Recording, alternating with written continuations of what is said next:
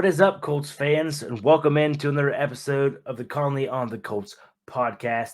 Your host with you, as always, Mike Conley. Yes, I know I've been away for a while. I've been lacking in content.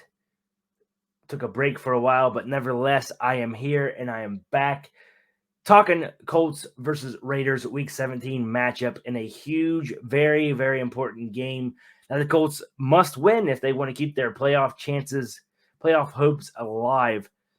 Not to skip ahead, but two very important games versus the Raiders and the Texans. I bring that up because I wanted to say both of these games are at home these next 2 weeks. I think that is very, very critical in these this little playoff push we have. The Colts dropped the ball last week versus the Falcons, but if you want to look at it as if they could drop one of the last 3 games that they had, last week was the one to do it, be it not being an AFC opponent. The Colts looked very lackluster last week against the Falcons. Minshew didn't look good. I'm going to bring this up quite a bit on this episode, but Michael Pittman Jr. needs to be re-signed. Michael Pittman Jr. made a lot of money last week for not playing in the game. You can just tell the entire offense does not look the same without him.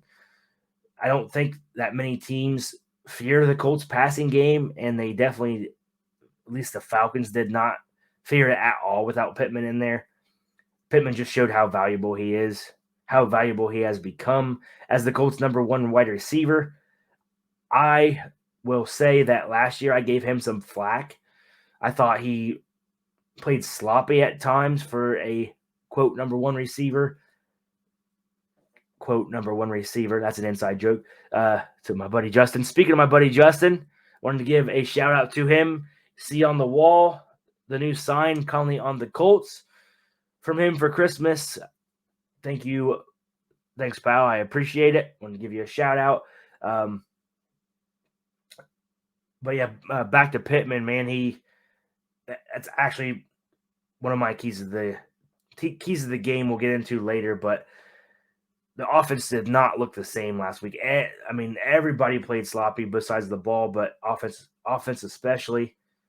I believe on defense, there was like 21 missed tackles, so that crap can't happen here. These final 2 games are too important.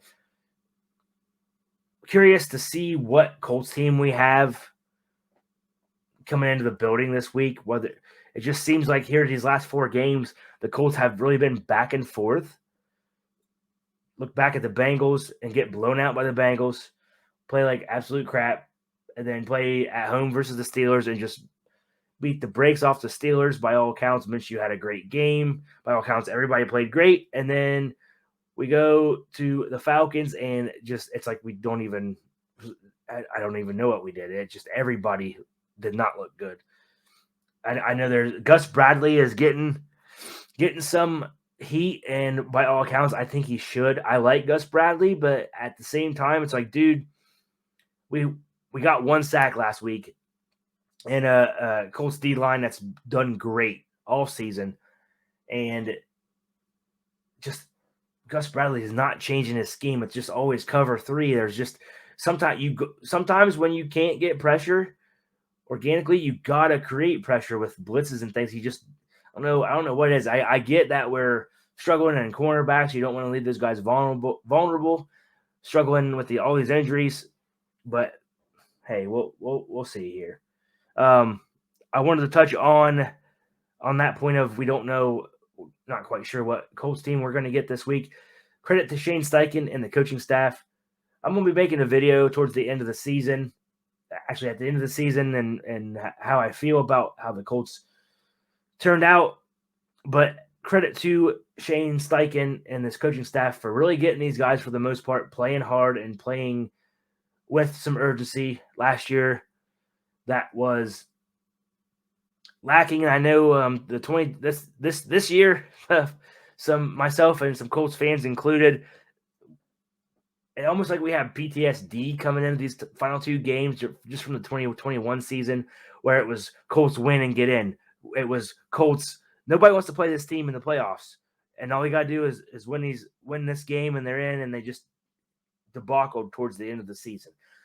I'm hoping that the Colts don't repeat that with Shane Steichen.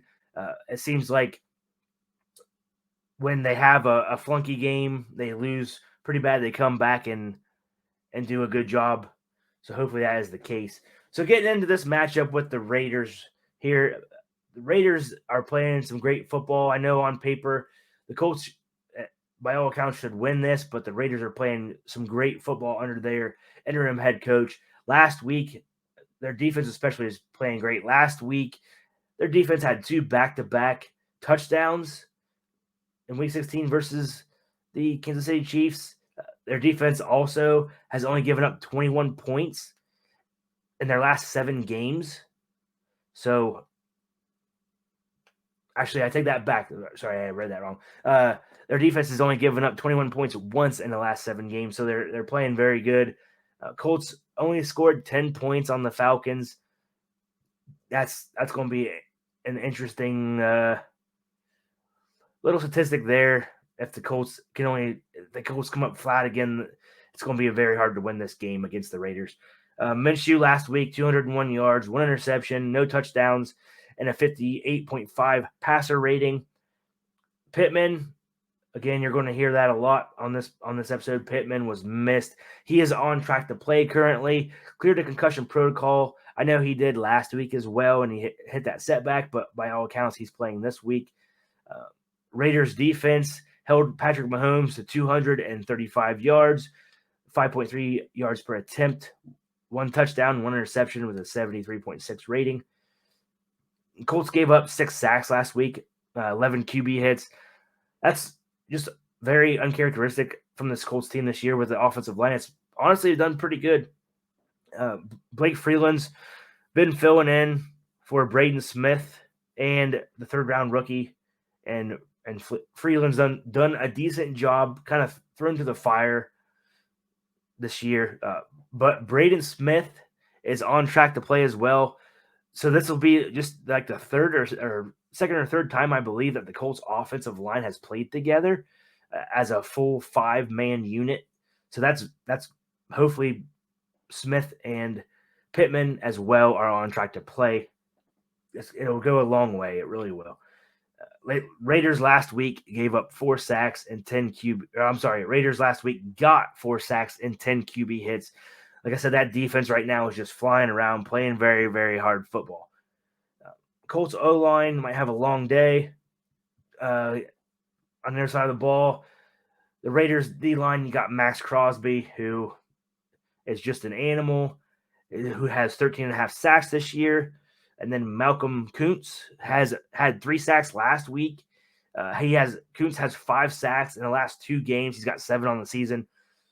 Again, this defensive line is just playing very hard. I don't think that the Raiders cornerbacks, I think that's kind of their Achilles heel on defense. But again, if the Colts offensive line can't protect Minshew and can't create lanes for this running game to open up, then it doesn't really matter if the Raiders cornerbacks. I just don't think the Raiders cornerbacks are as good as the Falcons last year. Raiders do a lot of press man-to-man coverage, and I think that the Colts can take advantage of that if the offensive line holds up and protects. Colts running game has got to get it going, man. Last week, Jonathan Taylor, 18 attempts for 43 yards, 2.4 yards per carry and 1 touchdown. First drive last week looked fantastic, and then just flat as hell. On the other side of the ball, the Raiders, Zamir White, 22 attempts for 145 yards, 6.6 yards per carry. Colts run defense on that topic versus Atlanta last week. The Colts run defense all year has just, quite frankly, been atrocious. Even when Grover Stewart came back, helped a little bit, but something's got to change in this running defense, man. Last week against Atlanta, Atlanta had 30 rushing attempts for 177 yards. That's 5.9 yards per carry, and they had a rushing touchdown.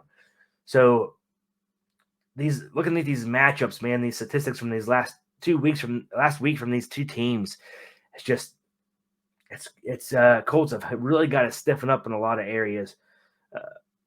Raiders quarterback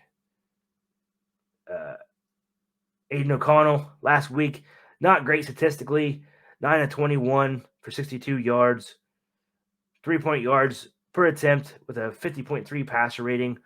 Um, I don't know. It's going to be hard to judge it because Colts have faced these backup quarterbacks um, all year long, and they do great on some against some of them, and then they kind of drop the ball on others. Like last week, they made it.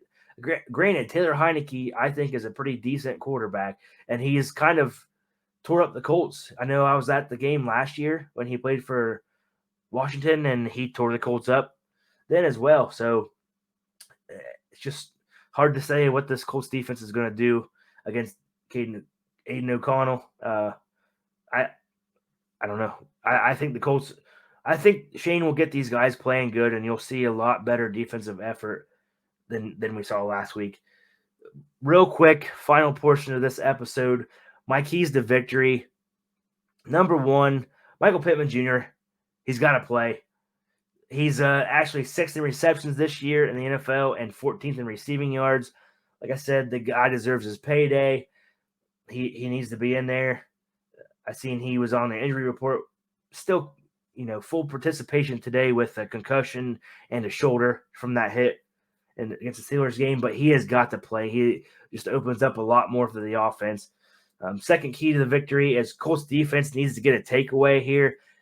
Colts have been averaging 2 takeaways a game, and it sucks with Julian Blackmon, their safety, going down. I believe he had like 6 interceptions so far this year. It's going to give Nick Cross some more playing time, which I like that kid. He's flying around. But the Colts have got to get some more takeaways to kind of hide these issues that are on this defense. The turnovers have kind of hid some of the flaws we have, if you will. I believe I seen a statistic the other day that Colts have a turnover in 19 straight games, which is besides last week, they had no turnovers. But before that, man, that's 19 straight games with a takeaway, with a turnover. That's pretty impressive. And then finally, my keys to victory. I think Jonathan Taylor has got to get going. I know that the Raiders are going to be loading this box, and they have a very good defensive line. It's going to be hard to run against, but I think Taylor's got to get going, man. Taylor hasn't ran for a 100-yard game yet this season. I know he's been banged up and hurt, but yeah, I don't know. The time is now for the Colts. I think Shane's going to get these guys playing. I love him as a coach. Love his play calling. It's just refreshing. I'll give a quick score prediction here. This is kind of tough because of what the Colts put on the field last week, but I think the Colts win this game. I think it's close throughout, but I think the Colts win this game. The score of I'm gonna go 24 Colts, Raiders 21. It's going to be a tightly contested game, a lot closer than it looks like on paper. But I'm going to give the Colts a victory here. I think again Shane's going to get these guys playing good, and yeah, if you guys want to be in the playoffs, now's the time. You got to win. You got to do it. So it's all or nothing. I want to thank you guys for tuning in. Thank you for the support, and let's go Colts.